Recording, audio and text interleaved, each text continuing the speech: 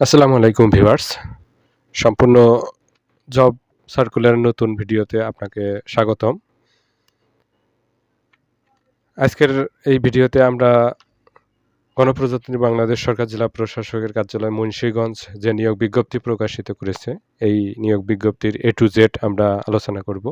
কি পোস্ট রয়েছে, কতজন করে লোক নেওয়া হবে এবং গ্রেড কত, কি শিক্ষাগত যোগ্যতা বা অভিজ্ঞতা চাওয়া হয়েছে, এই সার্কুলারের লাস্ট ডেট কবে এবং কি কাগজপত্র লাগবে, আবেদন করতে কি লাগবে, সব A to Z আমরা এই ভিডিওতে আলোচনা করব।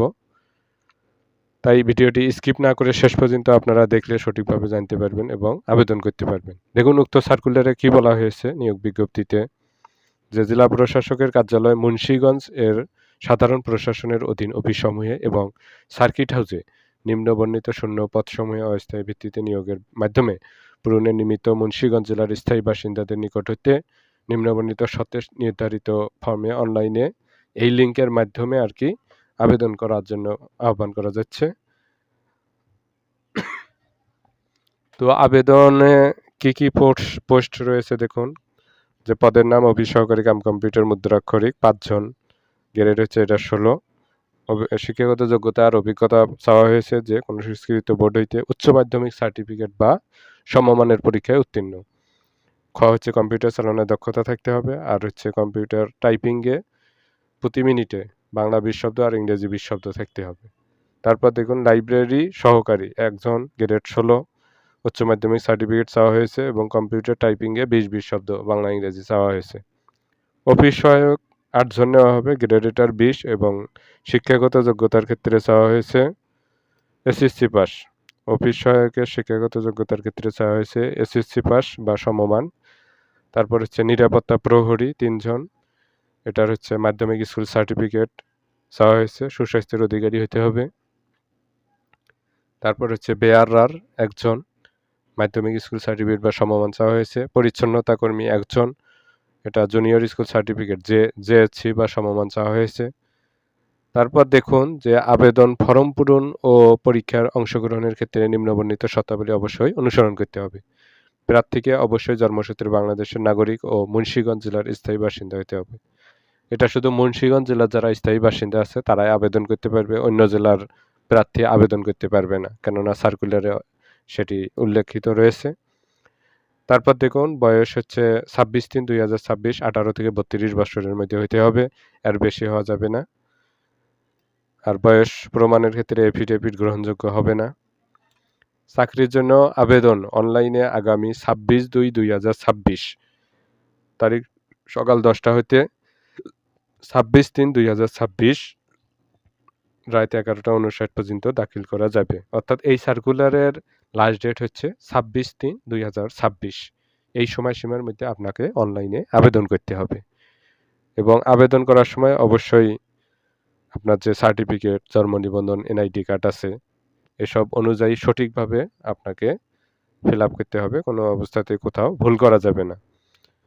এবং কাগজপত্রগুলো অবশ্যই আগে থেকে সংগ্রহ করে রাখবেন, ইউনিয়ন পরিষদ অথবা পৌরসভার নাগরিকত্ব সনদ, তারপরে এনআইডি কার্ড অথবা জন্ম নিবন্ধন, তারপর হচ্ছে চাকরিরত প্রার্থীদের ক্ষেত্রে যথাযথ কর্তৃপক্ষ প্রদত্ত অনাপত্তি অনাপত্তিপত্র, শিক্ষাগত যোগ্যতার মূল সাময়িক সনদপত্র, এগুলো লাগবে। এগুলো এর জন্য আগে থেকে আপনারা সংগ্রহ করে রাখবেন।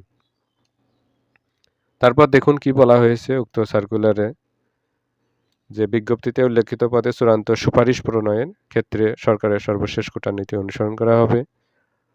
আগ্রহী প্রার্থীগণ, মানে আপনারা যারা আবেদন করবেন, আপনাদের এই লিঙ্কের মাধ্যমে অর্থাৎ http://dcmunsiganj.teletalk.com.bd এই লিঙ্কের মাধ্যমে আপনাকে অনলাইনে আবেদন করতে হবে।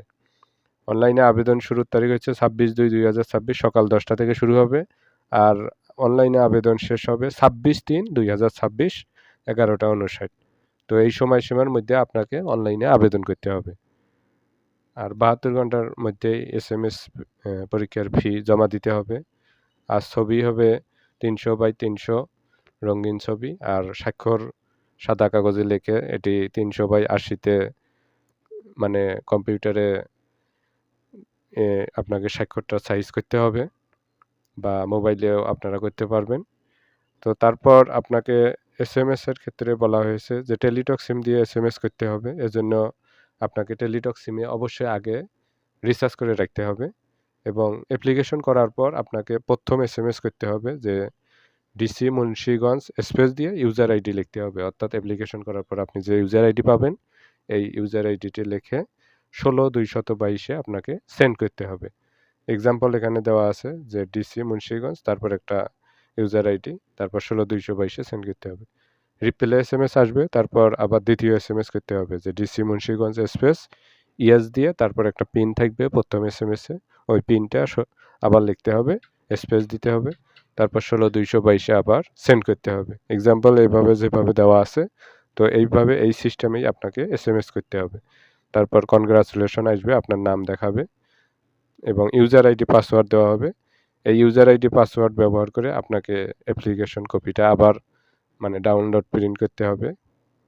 পরবর্তীতে যেটি আপনারা ডাউনলোড প্রিন্ট করবেন সেটি পেইড হবে। তো এই প্রসেসেই এই সিস্টেমে আপনাকে আবেদন করতে হবে এবং সার্কুলারে A to Z সবাই ভালোভাবে পড়বেন, দেখবেন এবং সঠিকভাবে আবেদন করবেন। কোথাও ভুল করা যাবে না এবং পরীক্ষার আগে অবশ্যই অ্যাডমিট কার্ড সংগ্রহ করবেন এবং কবে কোথায় পরীক্ষা হবে এটি নোটিশের মাধ্যমেও জানিয়ে দেওয়া হবে আপনাদের। জবের এরকম আপডেট নিত্য নতুন ভিডিও পেতে অবশ্যই আমাদের চ্যানেলকে সাবস্ক্রাইব করবেন এবং পাশে থাকবেন। ধন্যবাদ আপনাদের সকলকে।